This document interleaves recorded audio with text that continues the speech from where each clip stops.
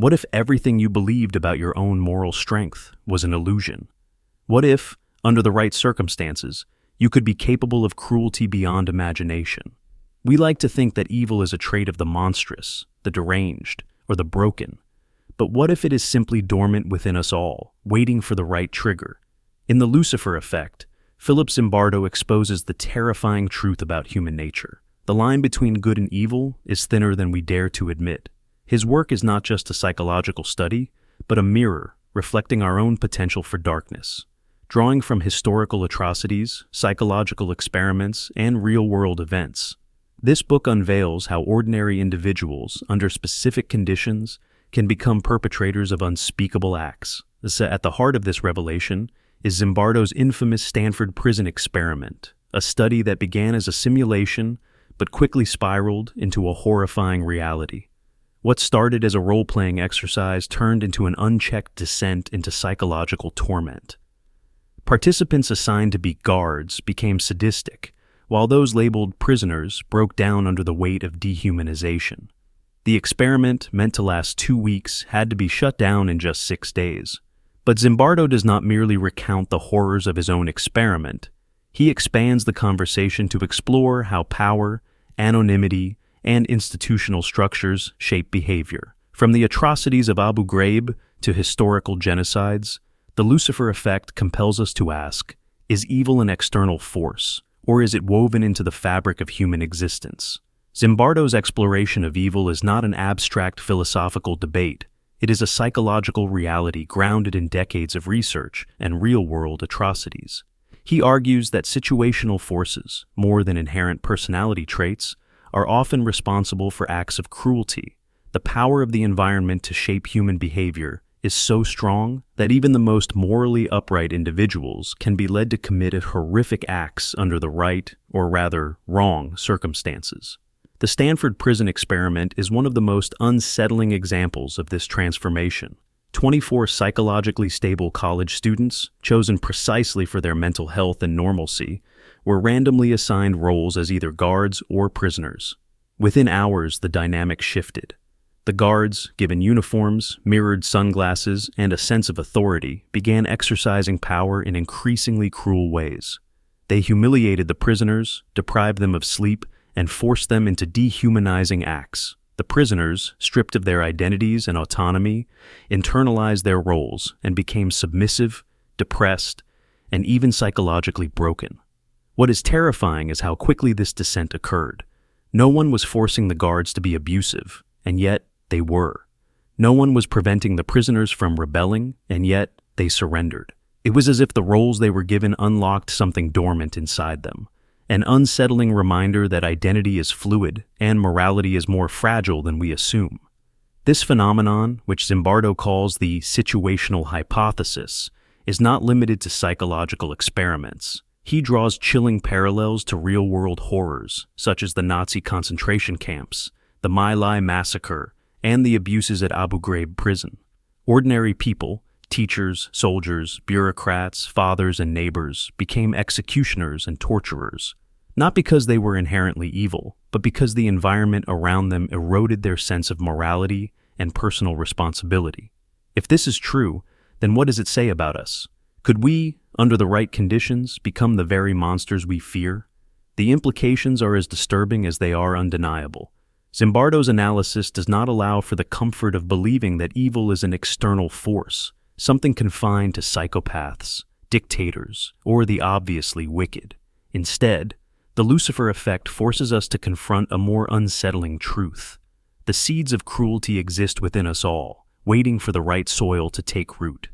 The transformation from good to evil is not abrupt but gradual, a series of small moral compromises that accumulate into full-fledged brutality. This is what makes the power of the situation so dangerous. It operates in ways that feel natural, justified, even invisible. The guards in the Stanford prison experiment did not wake up on the second day planning to torment their fellow students. They escalated their behavior little by little, pushing boundaries that, once crossed, became easier to violate again. The psychological mechanism at work here is known as moral disengagement, a process where individuals rationalize their harmful actions, convincing themselves that their victims deserve it or that they are simply following orders. This process is not unique to the experiment. History has shown us time and time again how ordinary people can become perpetrators of great evil when placed in an environment that encourages cruelty and obedience. The Holocaust did not begin with death camps. It began with small acts of dehumanization, propaganda, and legal discrimination that gradually eroded empathy and normalized oppression. In the Rwandan genocide, neighbors turned against neighbors, not because they were born with hatred, but because the structure around them cultivated it. One of the most disturbing examples Zimbardo discusses is the abuse at Abu Ghraib, a U.S. military prison in Iraq, where American soldiers inflicted sadistic torture on detainees. The photos that surfaced, of prisoners stacked naked in pyramids, forced into degrading positions, and subjected to horrifying physical abuse, shocked the world. Yet, for those who understand the Stanford prison experiment, the situation at Abu Ghraib was eerily predictable. The guards there were not monsters before they arrived. They were young soldiers placed in an environment devoid of accountability, where brutality was tolerated and moral boundaries eroded with each passing day. Zimbardo himself was called as an expert witness in the trial of one of the Abu Ghraib guards, and his findings were clear. This was not merely the result of a few bad apples, but rather a bad barrel, a corrupting system that encouraged and enabled these acts. This raises an urgent question. If evil is situational rather than innate, how can we prevent it? If ordinary people can be transformed into torturers under the right conditions, what hope do we have of resisting this pull? If situational forces can turn good people into perpetrators of evil, then our greatest defense is awareness. Zimbardo does not merely diagnose the problem. He also offers insight into how individuals and societies can resist the slide into cruelty. Understanding the psychological mechanisms behind moral collapse is the first step in preventing it. One of the most powerful factors in this transformation is de-individuation, the loss of personal identity in the face of a powerful group dynamic. When people are stripped of their names and given numbers, uniforms, or masks, they become less accountable for their actions. This explains why the guards in the Stanford prison experiment, wearing mirrored sunglasses and military-style outfits, quickly embraced their roles as enforcers of discipline. It explains why the Ku Klux Klan, Nazi SS officers, and online trolls hide behind masks. Anonymity breeds impunity. Another critical factor is authority. In the Lucifer effect, Zimbardo connects his findings to the famous Milgram experiment, where participants were instructed to administer increasingly painful electric shocks to a stranger simply because a man in a lab coat told them to. The majority of participants continued to deliver shocks, even when the victim, an actor, screamed in pain. The conclusion is clear. People are disturbingly willing to obey authority, even at the expense of their own moral judgment. This willingness to conform and obey becomes especially dangerous in hierarchical institutions, military structures, prisons, corporations, even religious groups, where questioning authority is discouraged. When people feel trapped in a system, when their actions become just part of the job, they often relinquish moral responsibility. This is how bureaucrats signed off on genocide, how soldiers followed orders to commit war crimes, and how corporate executives justify unethical behavior. Zimbardo emphasizes the concept of the banality of evil, a term originally coined by philosopher Hannah Arendt in her analysis of Adolf Eichmann, one of the architects of the Holocaust. Eichmann was not a raving monster. He was an unremarkable bureaucrat who saw himself as merely following orders. This is perhaps the most unsettling revelation of all. Evil does not always look like we expect it to. It often wears a suit, fills out paperwork, and believes itself to be acting within the rules. But if we are all susceptible to these forces, how do we resist? How do we ensure that we do not become the next case study in moral failure? Resistance to the corrupting power of situations is possible, but it requires conscious effort. Zimbardo argues that the same psychological mechanisms that enable evil can also be used to cultivate heroism. The key lies in awareness, personal responsibility, and the courage to question authority when it conflicts with moral principles. One of the most important defenses against moral collapse is self-awareness. People must recognize the power of the situation and actively resist de-individuation. This means maintaining a strong personal identity. even in environments that try to strip it away. In oppressive institutions, those who refuse to see themselves as merely cogs in the machine are often the ones who resist wrongdoing. Another crucial factor is moral courage. It is not enough to privately disagree with injustice. Resisting evil requires action. Many of history's greatest tragedies were enabled not just by perpetrators, but by bystanders who chose silence. In Nazi Germany, ordinary citizens watched as their Jewish neighbors were taken away. At Abu Ghraib, not all soldiers participated in torture, but most remained silent. The Milgram experiment showed that while many participants hesitated to inflict harm, few actively defied authority. The antidote to this is the heroic imagination, a concept Zimbardo champions as a way to counteract the psychology of evil. Heroism, he argues, is not reserved for extraordinary people. It is an active choice to stand against injustice, even when it is risky or unpopular. Unlike the passive bystander, the heroic individual intervenes when they see wrongdoing, speaks up when others are silent, and refuses to let situational pressures dictate their morality. Examples of heroism exist throughout history. During the Holocaust, individuals like Oskar Schindler and Irina Sendler risked their lives to save thousands. In the military, whistleblowers have exposed war crimes despite immense personal cost. Even in everyday life, acts of heroism can be as simple as standing up to a bully, exposing corruption, or refusing to conform to a toxic work environment.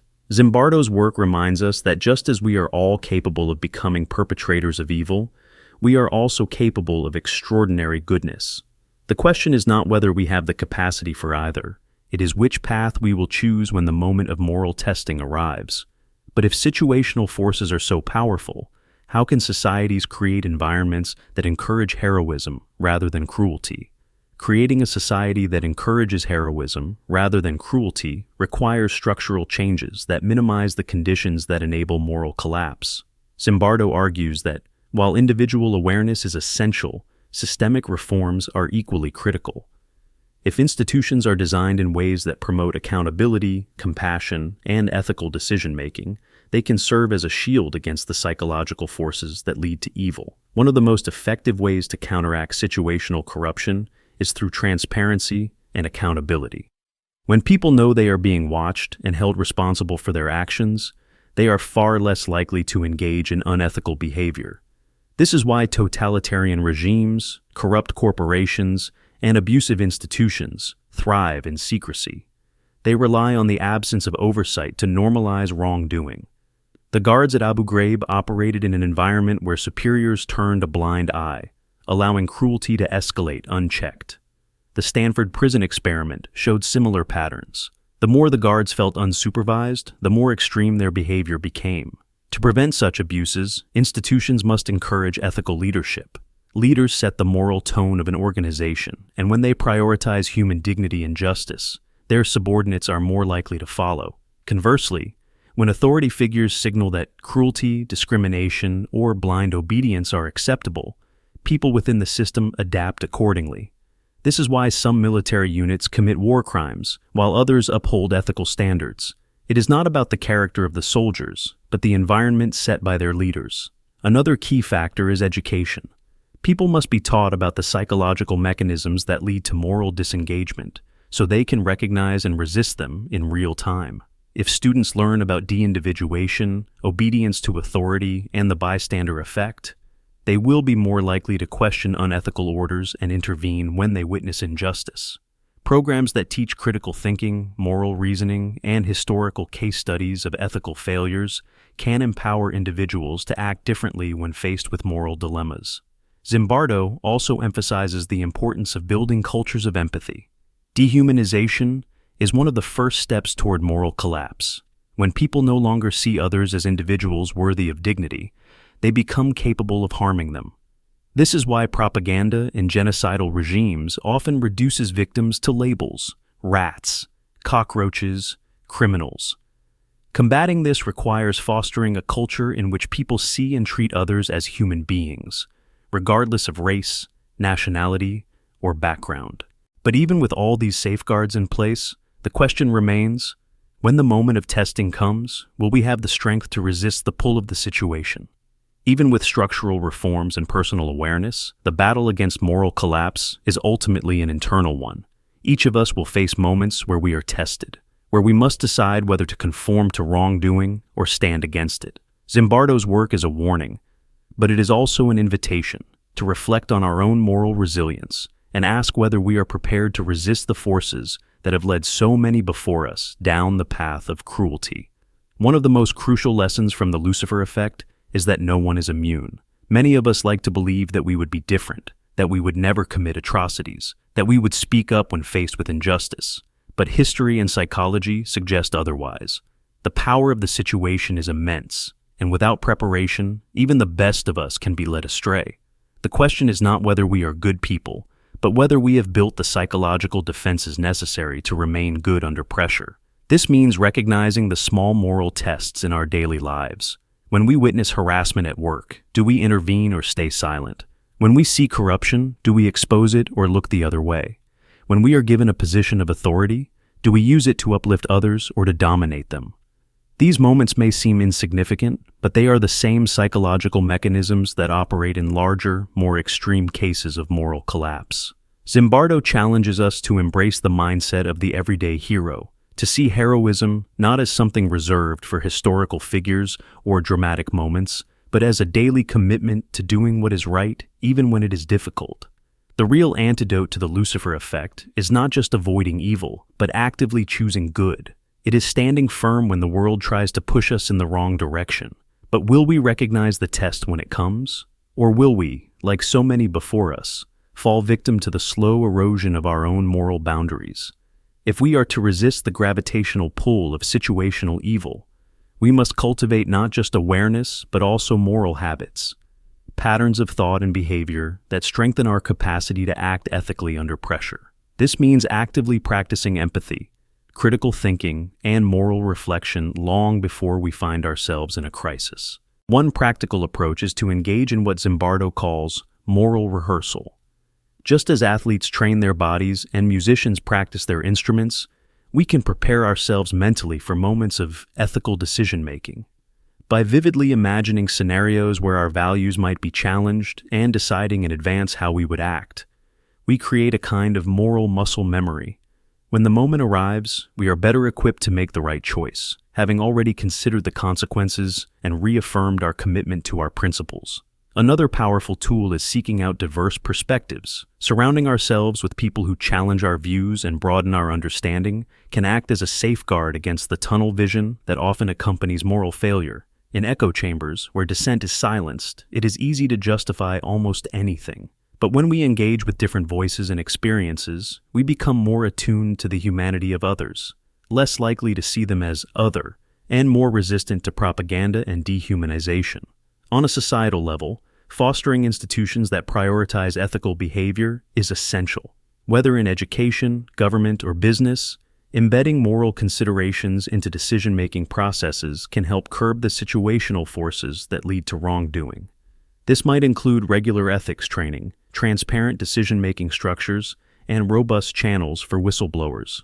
When ethical behavior is built into the framework of an organization, it becomes part of the culture, something expected and reinforced. However, there is a paradox at the heart of Zimbardo's message. While it is crucial to recognize the power of the situation, we must also acknowledge our agency. We are not merely puppets of our environment. We have the capacity to shape it, to resist it, to transform it. The challenge lies in finding the balance between understanding the external pressures that influence us and taking personal responsibility for our actions within those constraints. In the end, the Lucifer effect is both a chilling warning and a call to action. It reminds us that while evil is part of the human condition, so too is the potential for profound goodness. Our task is to ensure that, when faced with the choice, we have the strength, wisdom, and courage to choose the better path. Zimbardo's work forces us to ask, what does it truly mean to be a good person? Is goodness simply the absence of evil, or is it something more active, a constant, deliberate effort to resist the forces that push us toward cruelty? If the Lucifer effect teaches us anything, it is that morality is not static. It is not a fixed trait we carry with us, but a fragile state of being, one that must be continuously reinforced through our choices and actions. One of the most dangerous illusions we hold is the belief that we are fundamentally different from those who have committed atrocities in history. We read about Nazi officers, torturers at Abu Ghraib, or guards in the Stanford prison experiment, and assure ourselves that we could never be like them. But this false confidence blinds us to the very mechanisms that make moral collapse possible. The truth is, they were not so different from us. They were ordinary people placed in extraordinary situations. This realization should not lead to despair, but to vigilance.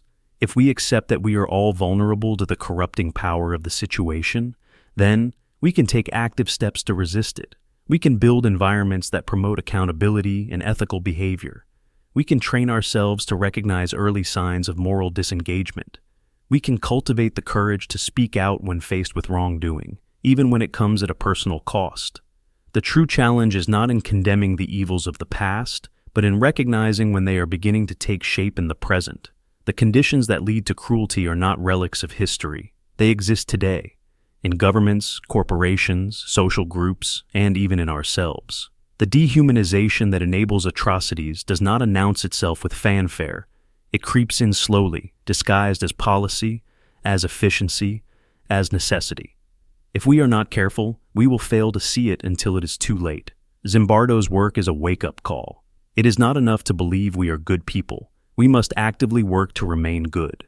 We must train ourselves, our children, and our societies to recognize the dangers of blind obedience, groupthink, and moral disengagement. We must remind ourselves that the potential for evil is not just out there, in others, but within us as well. Because in the end, the real question is not whether people are inherently good or evil. It is whether, when faced with the choice, we will have the strength to resist the forces that push us toward darkness.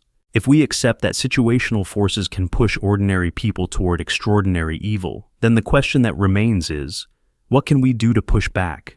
Zimbardo argues that the antidote to moral collapse is not just avoiding situations that corrupt. It is actively cultivating resistance, building a kind of psychological immunity to the pressures that turn good people bad. One of the most important strategies is learning to recognize early warning signs. People rarely wake up one day and decide to commit evil acts. Instead, they slide into wrongdoing through a series of small compromises, each one making the next seem more acceptable. The guards in the Stanford prison experiment did not begin by humiliating prisoners. They started with mild discipline, which escalated over time. The Nazis did not begin the Holocaust with mass executions. They started with propaganda, legal discrimination, and social isolation.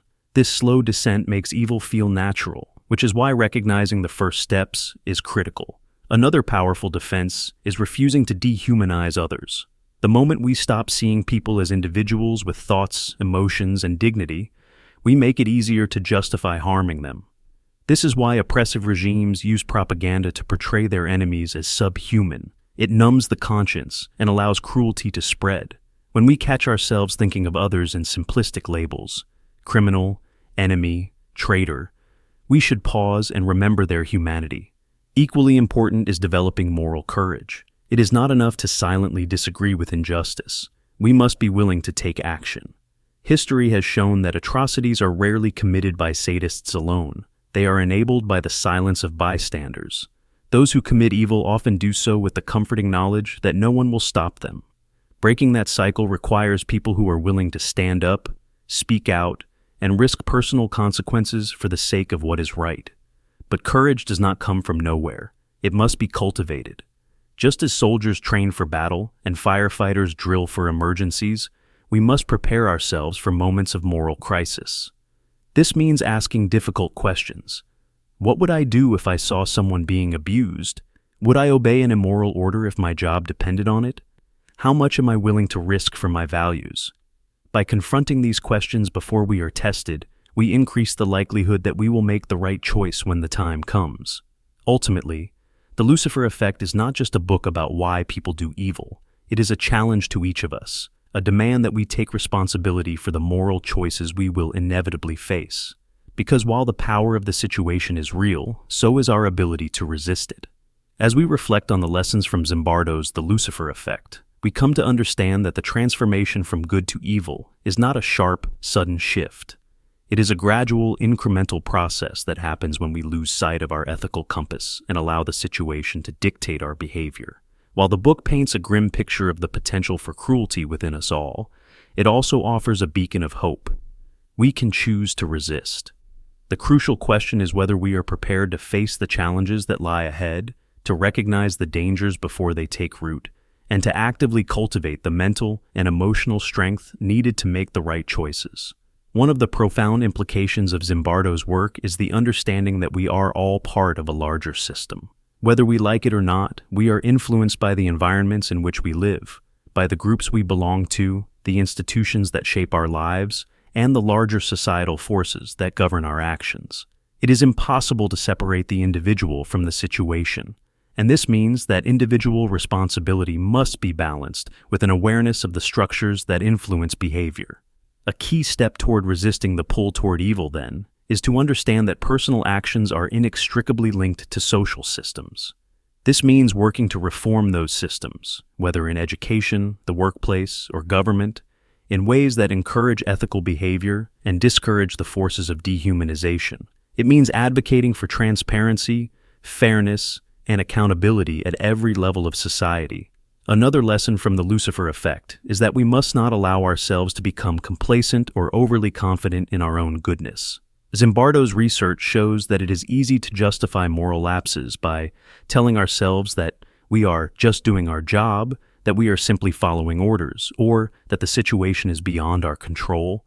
But as Zimbardo argues, these justifications are what allow ordinary people to commit extraordinary harm. We must recognize that each of us is capable of more than we imagine, both for good and for evil. And this understanding should motivate us to be vigilant about our own behavior. Ultimately, the Lucifer effect challenges us to reconsider what it means to be a moral person. It asks us to question the simplicity of our previous assumptions and to acknowledge that heroism is not simply about grand, isolated acts of bravery, but about small, everyday choices to act with integrity. When we make these choices, we push against the tide of cruelty that threatens to sweep us all up. And so, the real test of Zimbardo's work is not whether we are good people, but whether we are ready to choose goodness when it matters most. The path to heroism is not easy. It requires awareness, courage, and commitment. But it is a path that each of us can take, one small choice at a time. This is a moment to ask yourself, what would you do? In your own life, in your own environment, when the moment of moral decision arrives, will you have the strength to resist? Will you choose to be part of the solution, or will you become another link in the chain of moral failure? As we reflect on these questions, it is worth remembering that the greatest power lies not in avoiding evil, but in actively choosing good. Only then can we ensure that the Lucifer effect does not take hold of our lives or our societies. If this reflection resonates with you, consider subscribing to stay connected and continue exploring the ideas that challenge us to grow and evolve as individuals. By questioning our assumptions and confronting uncomfortable truths, we can work together to create a world where goodness is not the exception, but the rule.